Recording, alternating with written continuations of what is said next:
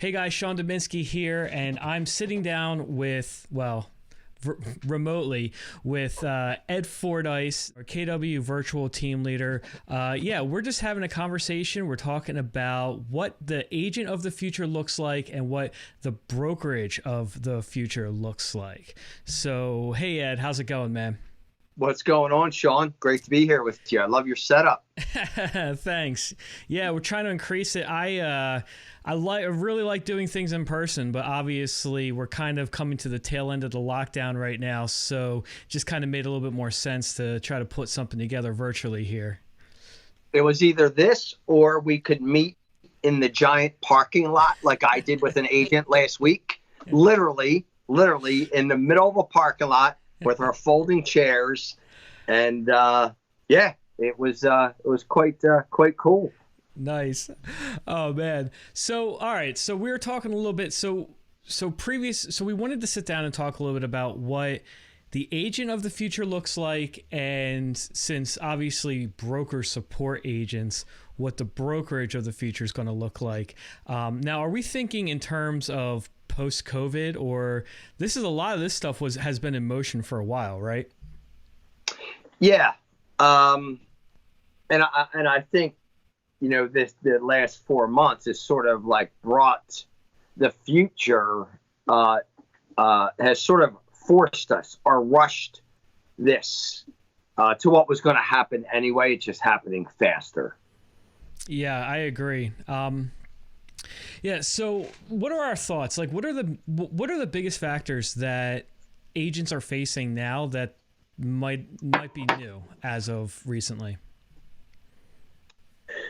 Man, gosh, like literally, I wrote down a couple of notes, and I could, there's literally we could talk about everything from technology to agent safety. Oh, yeah. Like, should we really even be doing open houses anymore? But I think a good place to start is what's not going to work anymore.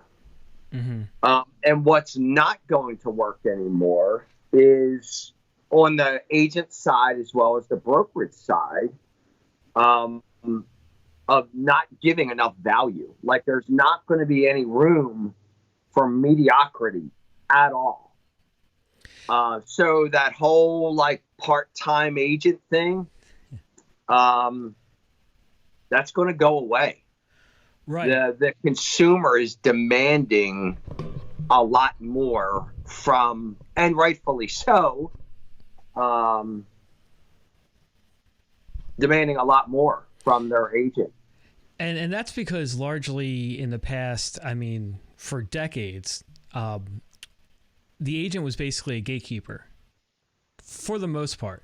If you wanted to see the homes for sale, if you wanted to get your home listed for sale, you had to call an agent. It was pretty simple value proposition. If you wanted to sell your house, you needed an agent.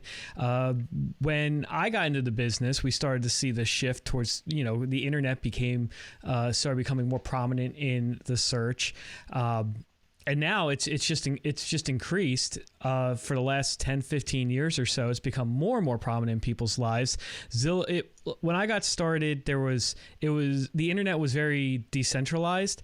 Now it seems like you have Zillow, you have Realtor, maybe some other ones, but there's some main go-to places where that basically pulls all the information off the MLS that any agent could get you for the most part. And obviously we've been going through this transition in that direction, but now we're being forced to. Now the process is, now that we've just gotten off of a couple months of the process being forced to go virtual, it's kind of really questioned if the gatekeeper model still has any relevance today. Would you say? Yeah, I mean, a couple things. Number one, agents don't need brokerages anymore. Legally, the state says that, we have to hang our license at a brokerage. Right. But we really don't need a brokerage anymore. It's simply like the question that agents need to ask themselves is the model that they is the model and or techniques that they're using or following.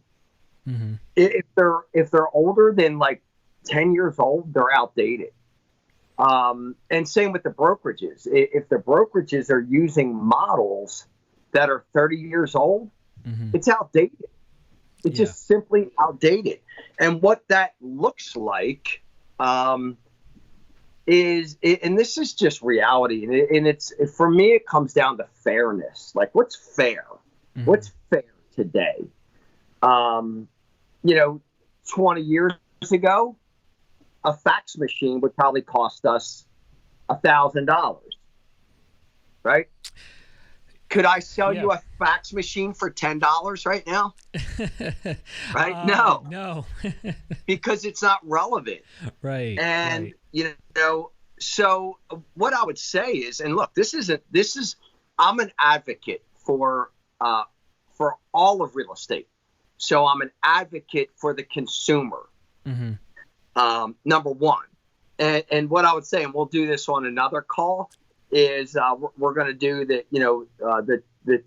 how the industry fails the agent and the consumer. And one way is, the consumer thinks that, because we have a real estate license, we know what we're doing. Right. They don't know that we can go to take a few classes, a couple weekends, and pass a test that has nothing to do with marketing their home or negotiating and sell their home. Mm-hmm. So the traditional, outdated, old-fashioned companies, like if an agent, and again, this all comes down to value, right? So if an agent doesn't have a cap on what they're paying their company, mm-hmm. right, from their split or whatever, from transactions, whatever, you're probably with an outdated company. Unless that company is giving you some kind of value in return. So I'll give you an example. Yeah. I always said, look, man, I'd be fine being on a 50-50 split. I'm good with that. Mm-hmm. But in order for an agent or myself to agree with that, what it has to look like is I walk in the morning. So say I'm working for Sean Dominski Real Estate. Okay. And you're the owner and broker, and I'm on a 50-50 split with you. Mm-hmm. I walk in, you give me 4 scrubbed leads, right? Yeah. I go on those appointments. I convert those leads into business. And then the back end, there's transaction coordination.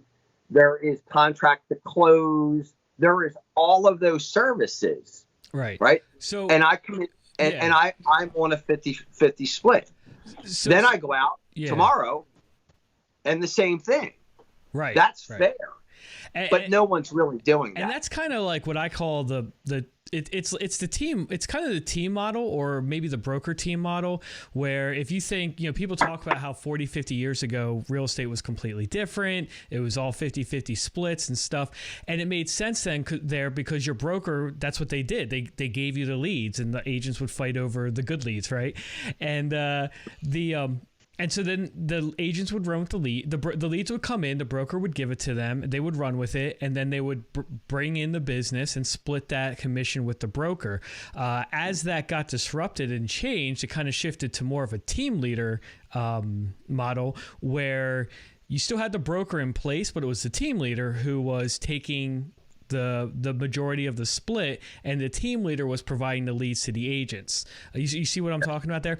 So, yeah. So then I guess the next thing is it's almost like we're moving into the next phase where agents are able to, I guess the question is the future of the real estate agent position kind of where you are your own team leader, not your own broker in a legal sense, but your own broker in the sense that you're not just generating your own leads, but you're out there getting the business, and it's almost like an automated broker or automated team leader, would you say?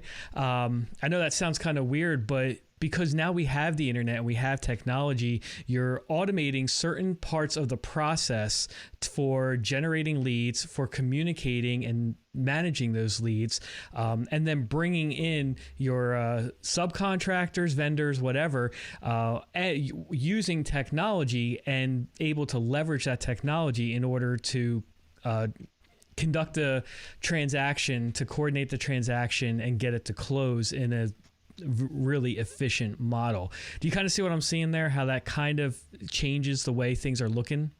Like kind of changes the way things are done? Yes and no. Okay. I mean, we sort of got to keep it simple. Yeah. Everyone has to make a living. And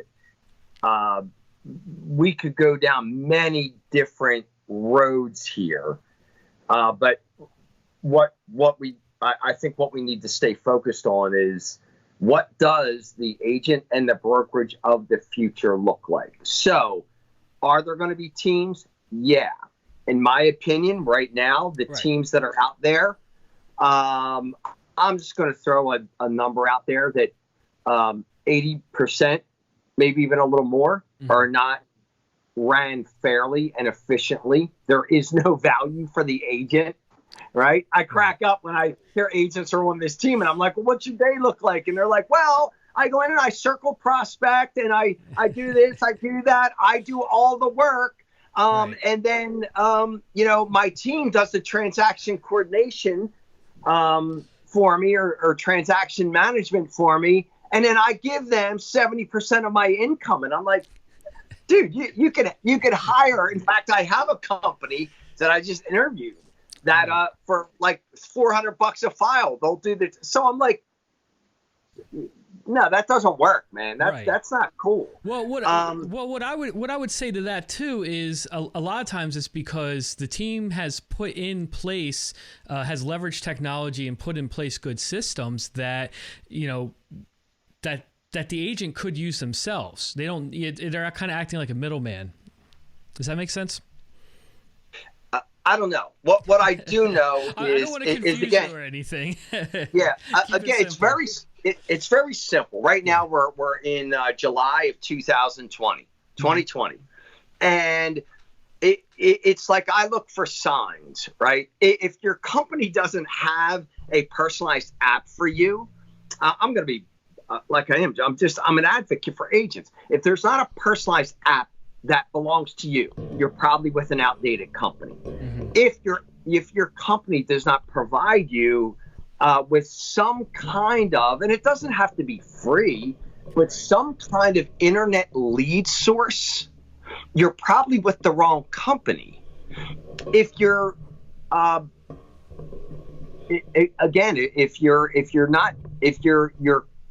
the amount of money that you give your company is not capped, you're probably with the wrong company. Right. It's an old school meets new school. Look, we're human beings. We always will be human beings.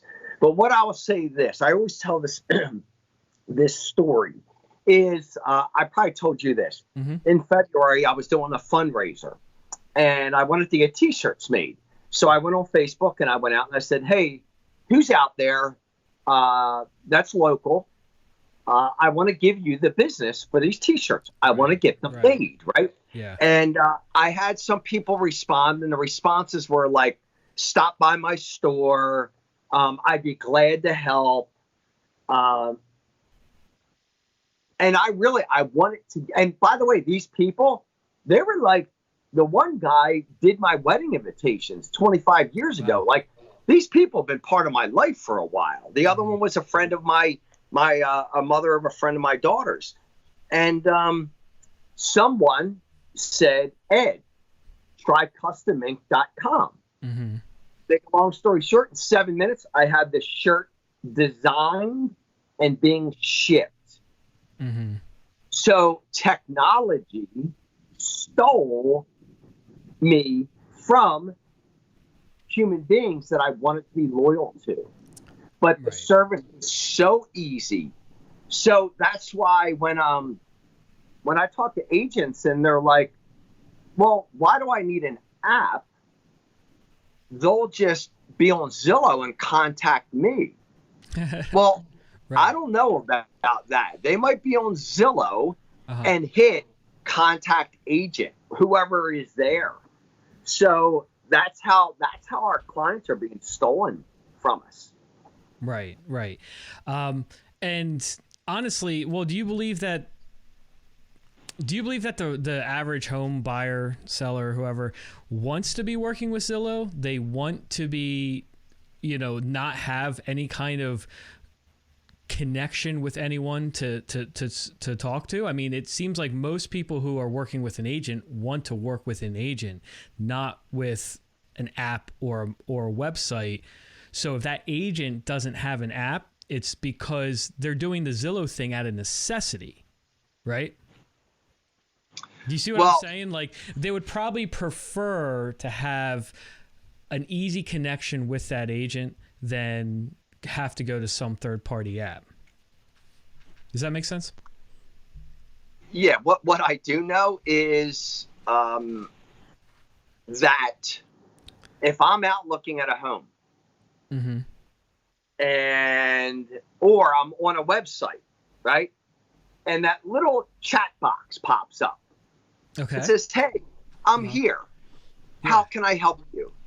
That makes things really, really easy, right? So if that will be the next thing, like, that we have to stay in front of.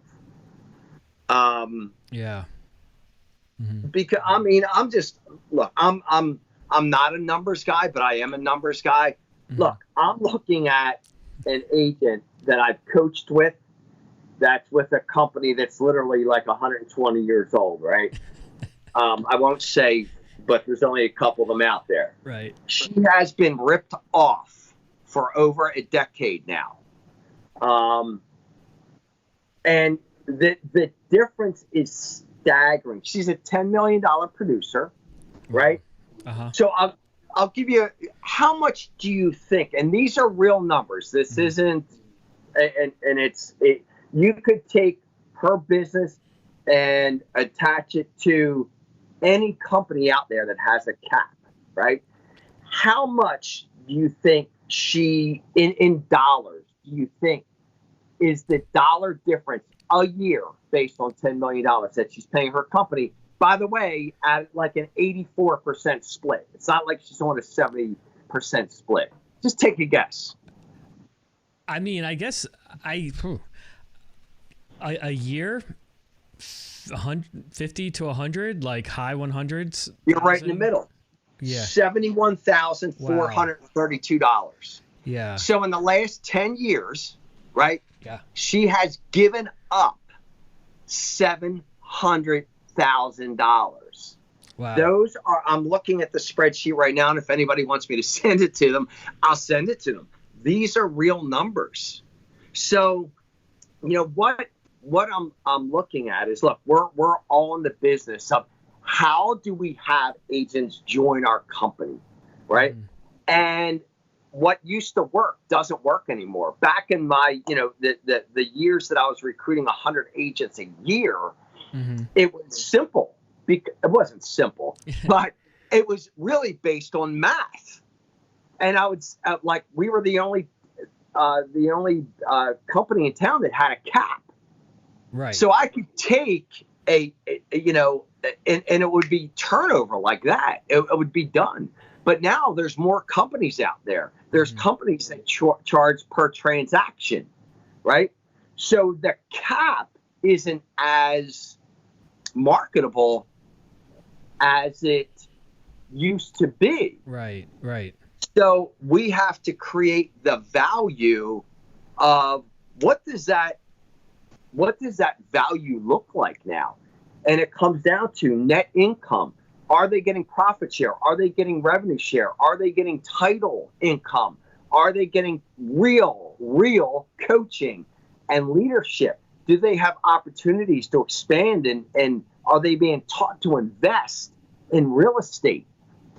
There's so many different value propositions and value that has to be delivered that If we aren't, as brokerages, what does the brokerage of the future look like? The brokerage of the future looks like an organization that delivers 10 times the value of their competitor for half the price. That's what it looks like. Okay. So you mentioned value is basically you said, okay, basically has the idea of what is value or what is valuable, have you seen that change? Oh yeah, like like dramatically. And a lot of times it's just the reality of I think we can all agree that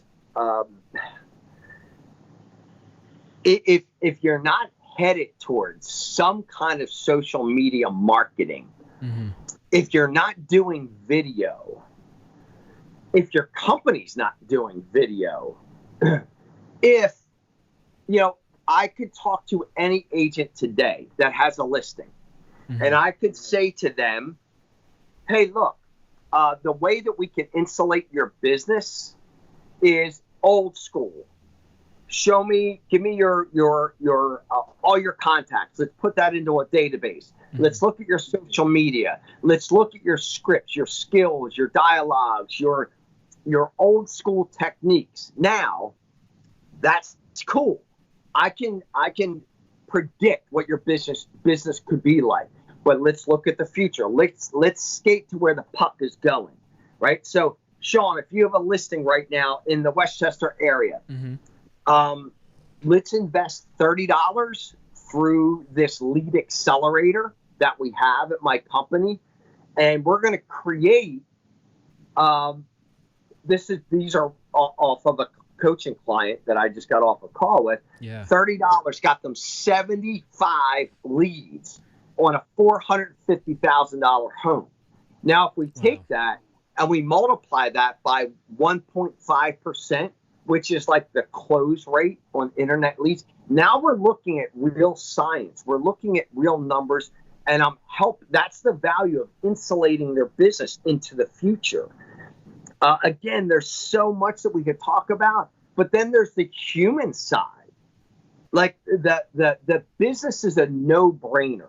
Mm-hmm. But I truly believe that human beings want to be connected mm-hmm. to a higher purpose, to a mission, to something that really makes a difference.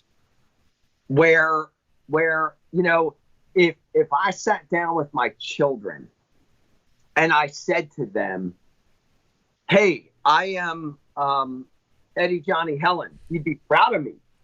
I created a new business model that not only can I net, 100,000 more in income, but I can help other agents net 100,000 more in income a year. Mm-hmm. They'd be like, cool, that's great, Dad. But if I said through that, we are eradicating human trafficking.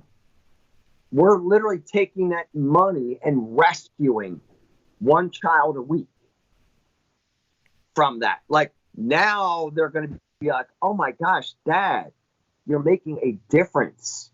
Right. I'm still going to have to pick up the bill at dinner or wherever we are. But right.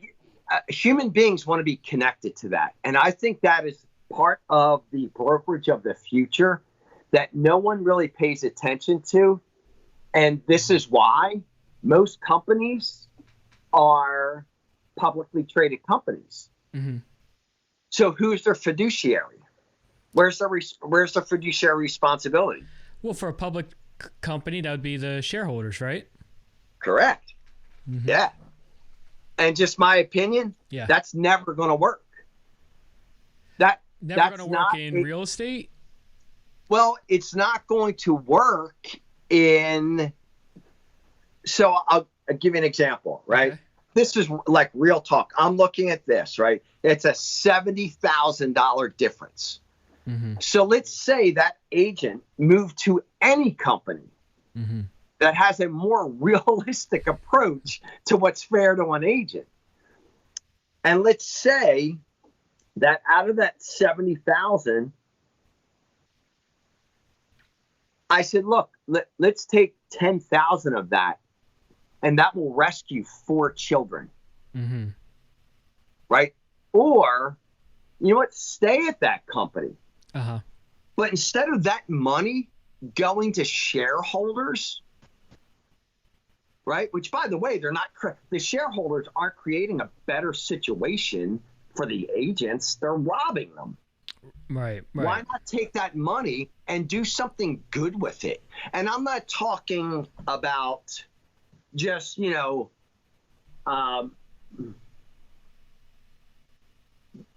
we can do better as an industry, right? I get really passionate about this, Sean, because we hear of a lot of things that we need to do better at. Well, we're doing that, but yet these agents are deciding, they're making the decision to feed billionaires rather than their own community. Right. Right? And that might come off as harsh, man, but look, people need help right now.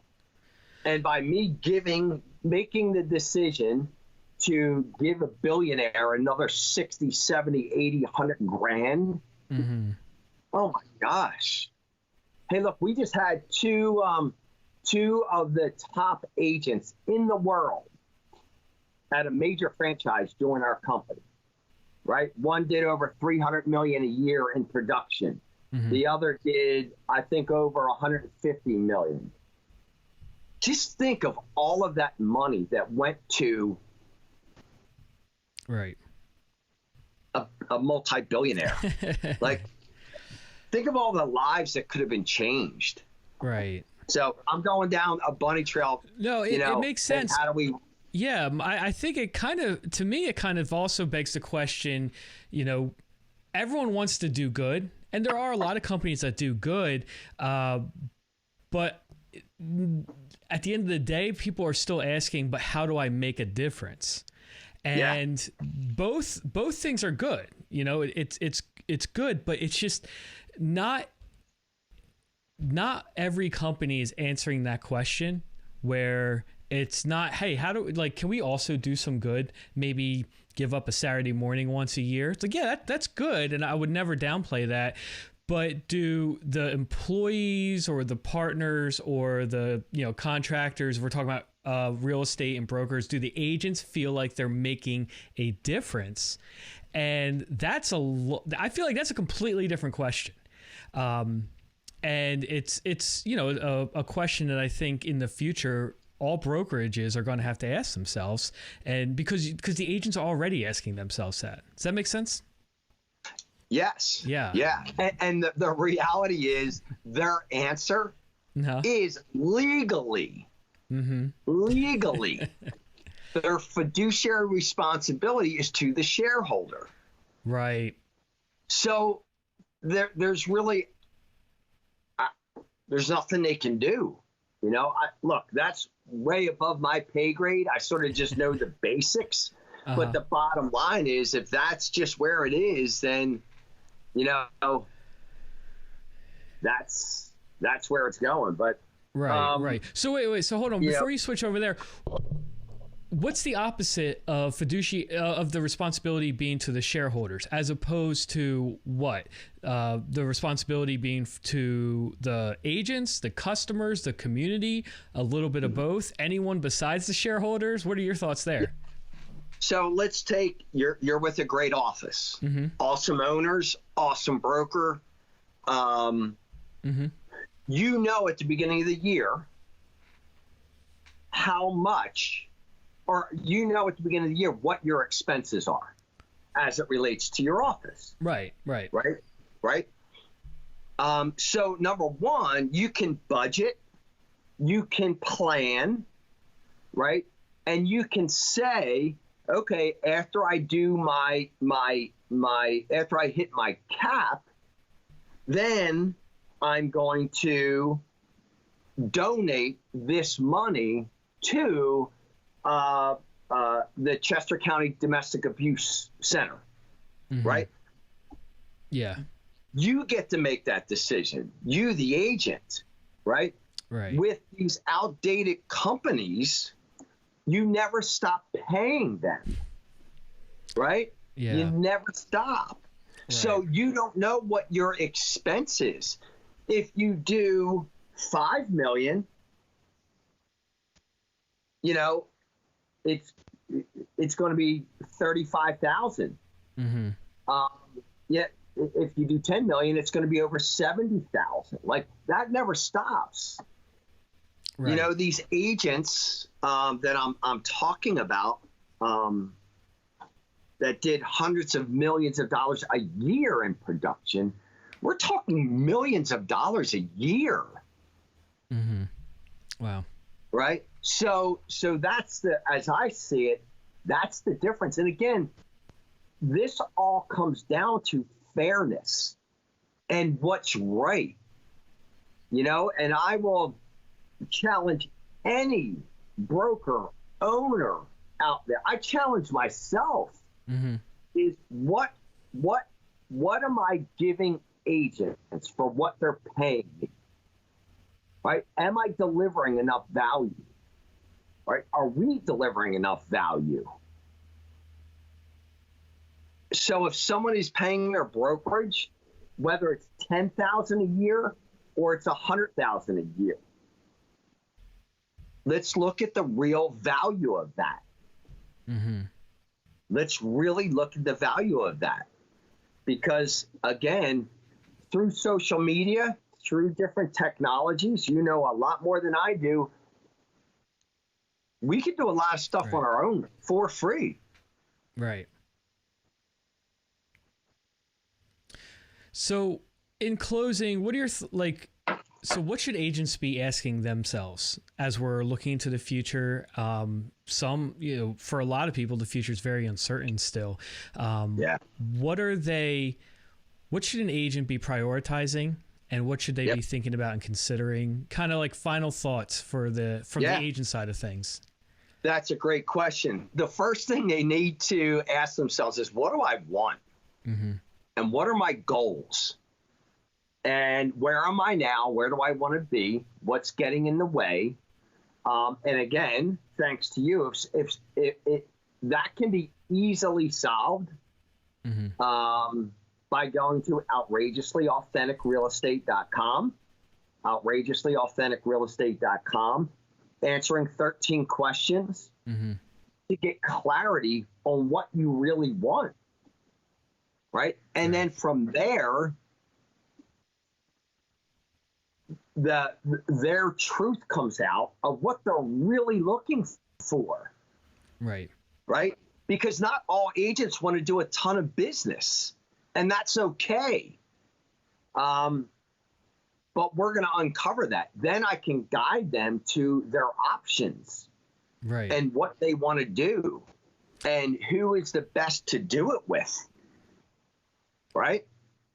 Yeah, that's so one the most page. Important thing is clarity. Right. Clarity. So the one-page business plan that kind of aligns your actions with your goals after going through that process of clarity, and basically helps you do business in a more authentic way, outrageously authentic way. Yeah. Awesome. All right, cool. Well, yeah, definitely. We'll make sure to put that link in the notes somewhere. outrageously-authentic-real-estate.com. That's right. So yeah, hey man, thanks a lot. Hopefully we'll get to do this again soon, but I think that's a lot to think about. And I really hope this benefits someone just who's uncertain about the future, who's uncertain about their business and what direction to take it in. And hopefully it offers some guidance, you know? Yeah. And I'm glad you said that, because my goal has always been to be an advocate for the agent. And I think, like I joke around, my claim to fame is I've gotten more raises for agents in our area than any other leader, right? So I just want them to be treated fairly. I want their families to be treated fairly. I want them to get paid and what they're worth. I want them to be treated fairly and given all the opportunities that this incredible industry offers. And that's all I really want. And I know selfishly, if I help 500 agents, because that's my goal, 500 agents in the next 12 months, get clear on what they want, what their goals are, and how to get there, I know 100 of them will join my organization. And the other 400 will just be a raving fan saying, hey, you know what? That guy's the real deal. He does what he says what he does. And that's it. That way everybody wins. Yeah, that's awesome. All right, cool. Well, thanks a lot, man. And to anyone watching this, be sure to follow what we're doing. Follow what Ed's up to. Real Estate Advocate. Is that a good place to find you on Facebook? Ed Fordyce, Real Estate Advocate. Yeah, That sounds good. This is Sean Dominski for Igniter TV. Thanks for joining us. We'll see you soon.